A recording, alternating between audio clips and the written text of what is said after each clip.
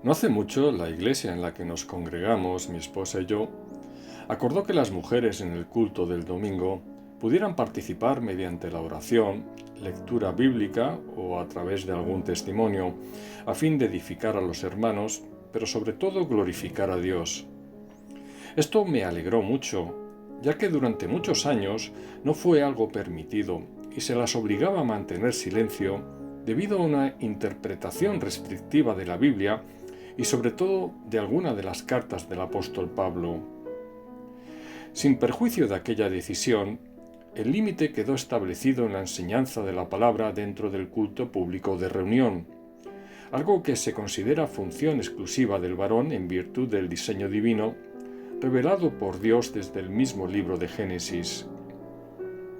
Es cierto que no todas las denominaciones están de acuerdo en el papel de la mujer a la hora de intervenir en los cultos, e incluso algunas admiten su liderazgo espiritual para ejercerlo en su calidad de pastoras.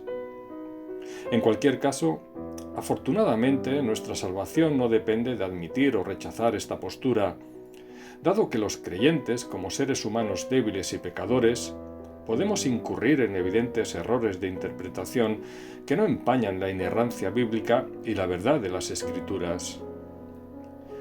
Según mi criterio, y que ya expuse en mi anterior reflexión sobre la igualdad entre hombres y mujeres, creo que la decisión de nuestra congregación fue la más acertada acorde a la propia palabra de Dios que refleja su voluntad, y por ello el motivo no puede ser cuestionado.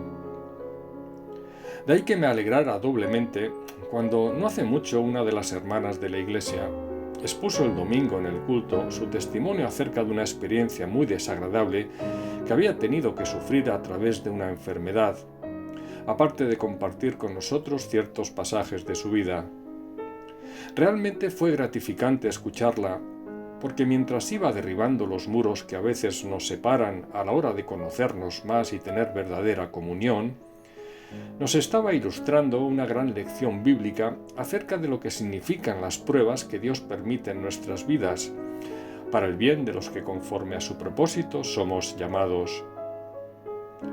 En su caso, y según me explicó con mayor detalle tras uno de los cultos, ella había sufrido una enfermedad debido a una situación que se llevaba prolongando en su vida desde hacía tiempo, de la que ni siquiera había sido consciente.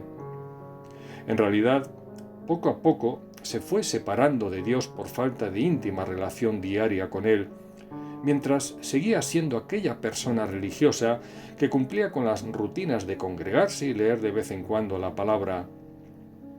Le faltaba pasión y sentir el gozo de su salvación, porque a pesar de que por supuesto la hermana seguía creyendo en las verdades de la Escritura, había permitido que su mente se volviera permeable a los pensamientos ajenos a ella, procedentes de un mundo donde los problemas a veces nos desbordan. Este proceso que nos va separando de Dios puede ser lento, pero como la gota que una a una va cayendo sobre la piedra para erosionarla, nuestra falta de íntima comunión nos acaba socavando espiritualmente. Ya sea por el trabajo, la familia o uno mismo, de lo que se trata es de rechazar todo aquello que desplace a Dios de nuestro pensamiento para colocar en su lugar el conflicto que absorbe toda nuestra atención y nos convierte en necios sin rumbo. De ahí que Jesús añadiera que como primer mandamiento de la ley de Dios, debemos amarle no solo con todo el corazón y alma, sino también con toda nuestra mente. Es por ello que orar para que el Espíritu Santo preserve nuestros pensamientos del mal es crucial para nosotros. No en vano, ya nos advirtió nuestro Señor acerca de la necesidad de velar y orar, ya que a pesar de que el Espíritu está más que dispuesto a recibir este alimento espiritual necesario para no ser apagado, la carne tira de nosotros en sentido contrario. El apóstol Pedro también nos advirtió para no caer en manos de ese diablo que nos acecha esperando el momento adecuado para devorarnos. También por ello el apóstol Pablo consideró de suma importancia vigilar nuestros pensamientos, cuando en Filipenses 4:8 nos dijo que pensáramos en todo lo verdadero, honesto, justo, puro, amable, todo lo que es de buen nombre, en la virtud y en lo que es digno de alabanza. La explicación se hace evidente cuando entendemos que si así pensamos, así seremos. Como dice Isaías 32:8, el generoso pensará generosidades, y por generosidades será exaltado.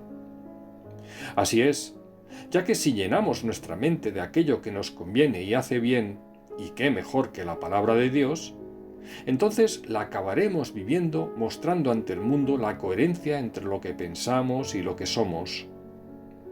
Por tal motivo, la palabra incide mucho en el control de nuestros pensamientos, porque es en la mente donde se produce la gran batalla, donde Satanás y su ejército actúan ante el menor despiste.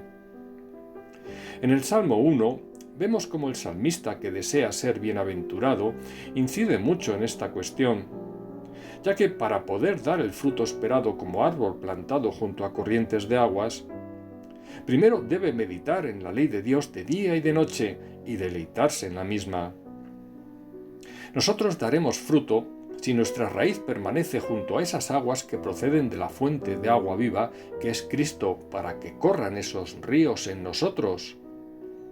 En definitiva, sabemos que hablamos del Espíritu Santo, el cual necesita esa agua que procede del Señor para alimentarnos espiritualmente y no secarnos. Por eso en Proverbios 12:12 se nos dice que la raíz de los justos dará fruto, porque se alimenta por medio del Espíritu a través de la palabra y la oración diaria. Dios conoce perfectamente lo que necesitamos, y es mucho más que el pan que alimenta a nuestro cuerpo.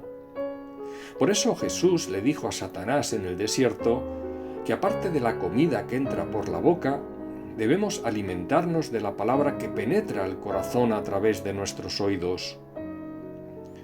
Y si nosotros como padres jamás permitiríamos que nuestros hijos fallecieran por falta de alimento, Dios como Padre que es de todos los creyentes, tampoco permitirá que sus hijos mueran por inanición espiritual, ya que sabemos que nada ni nadie nos puede arrebatar de su mano.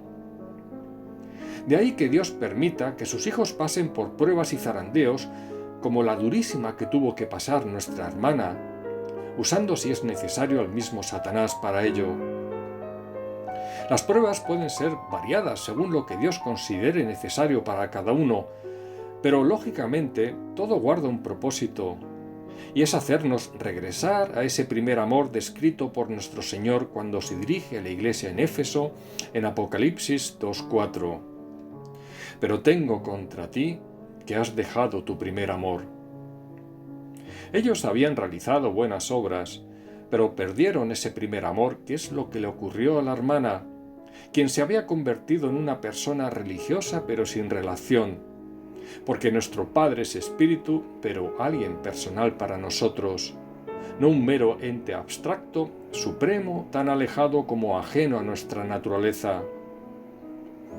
El Señor reprende a la iglesia de Éfeso, ya que nos exige mantener ese primer amor con el que nacimos de nuevo en Cristo, algo que no es nuevo para nosotros. En efecto, ya en el Antiguo Testamento, en el libro de Oseas, Jehová no tiene más remedio que castigar a su pueblo debido a que se habían olvidado de él para abrazar la idolatría. Y hoy en día nosotros hacemos lo mismo cuando, en vez de darle a Dios toda la gloria y llenar nuestra mente con su presencia, la ocupamos de problemas y quejas que nos llevan a la amargura y a refugiarnos en distracciones mundanas que entristecen al espíritu y nos hacen perder el gozo de nuestra salvación. A su vez, nuestra falta de agradecimiento es la fuente del problema. A veces vivimos tan acomodados creyendo que lo que poseemos nos lo hemos ganado, sumergidos en la rutina de una televisión o de los vídeos de YouTube que vemos para no pensar, que nos olvidamos que millones de personas carecen de lo que Dios nos otorgó, pero para usarlo bien, como el caso de Internet. Nos volvemos seres frustrados y amargados ante cualquier contratiempo, ya sea por la rotura del coche o la nevera, por ejemplo, en vez de dar gracias a Dios por habernos proporcionado un vehículo que nos ha permitido principalmente acudir a la iglesia y una nevera que ha conservado alimentos de los que carecen millones de personas. Y si además tenemos el dinero suficiente para reponer lo anterior, también fallamos ante quien nos lo facilita, que es el dueño de todo el oro y la plata. Por desgracia, este pecado es tan antiguo como el mundo. Yo con todo enseñaba a andar al mismo Efraín, tomándole de los brazos, y no conoció que yo le cuidaba. Oseas 11:3. Por eso a veces Dios permite el zarandeo, privándonos incluso de la bendición material para así evitar lo que le ocurrió al pueblo de Dios, según describe Oseas 13:6. En sus pastos se saciaron, y repletos se ensoberbeció su corazón. Por esta causa se olvidaron de mí. En definitiva, Dios busca restaurar la relación perdida con nosotros, y es por ello que permite las duras pruebas por las que a veces nos hace pasar, como la que tuvo que sufrir la hermana para regresar al primer amor. Porque como le dice Jehová a su pueblo en Oseas 5:15, andaré y volveré a mi lugar, hasta que reconozcan su pecado y busquen mi rostro. En su angustia me buscarán. Ciertamente, solo unidos a la vid que es Cristo podemos dar fruto como pámpanos, porque de lo contrario nada podemos hacer cuando nos separamos de Él. Juan 15:5. Como refleja el Salmo 1 mencionado, en el primer versículo se nos dice lo que no debemos hacer para a continuación, en el versículo 2, lo que sí debemos, a fin de lograr el fruto que el Señor espera de nosotros, descrito en el versículo siguiente. En consecuencia, para ser bienaventurados, no es suficiente con no hacer lo malo, siendo cristianos religiosos que nos limitamos a cumplir sin más para dejar de hacer lo bueno que se espera de nosotros. Porque, como se expresa en Santiago 4:17, al que sabe hacer lo bueno y no lo hace, le es pecado. Por tal motivo, el Señor reprendió a la iglesia de Éfeso, porque lo que Él espera de nosotros es que mantengamos ese primer amor que descubrimos al conocerle, y empezar a caminar en el gozo de la salvación por el que clamaba el rey David. Pero eso exige deleitarse en la ley de Dios de día y de noche, porque si llenamos nuestro pensamiento de la palabra y mantenemos viva la relación con Él, seguro que demostraremos la coherencia mencionada entre lo que somos y lo que ven los demás. Esta es la única manera de ser sal y luz en un mundo podrido que camina entre tinieblas. De todas formas, a pesar de todo lo que podamos sufrir por nuestros pecados, gocémonos en las pruebas que Dios permite para nuestro bien, porque el Padre a quien ama como hijo lo disciplina. Por lo tanto, avergoncémonos solo cuando suframos por nuestros pecados debido a las pruebas que Dios permite, para así dejar de hacerlo al padecer como cristianos por la causa de Cristo, ofreciendo gloria a Dios mediante una sencilla oración como la que a continuación comparto con todos vosotros, pidiendo que el Señor nos haga regresar al primer amor perdido. Olvidé muchos versículos, proverbios y sermones, porque mi memoria es frágil y mi carne débil. Descuidé recordarte en cada segundo de mi existencia, porque mi memoria es frágil y mi carne débil. A veces relegué mi momento contigo cuando más te necesitaba, porque mi memoria es frágil y mi carne débil. Postergué en ocasiones decir y hacer lo que debí, porque mi memoria es frágil y mi carne débil. Abandoné tu amor cuando pequé contra ti, porque mi memoria es frágil y mi carne débil. Pero te pido jamás olvidar, descuidar, relegar, postergar y abandonar tu mandamiento.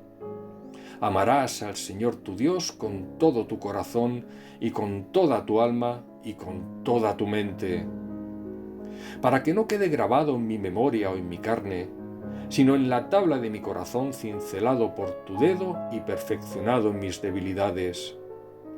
Porque sin ser perfecto, lo soy gracias a ti, mi Señor. Aleluya. Mi amor, imperfecto en mi debilidad, se hace perfecto por la gracia de Dios. En el nombre de Jesús. Amén.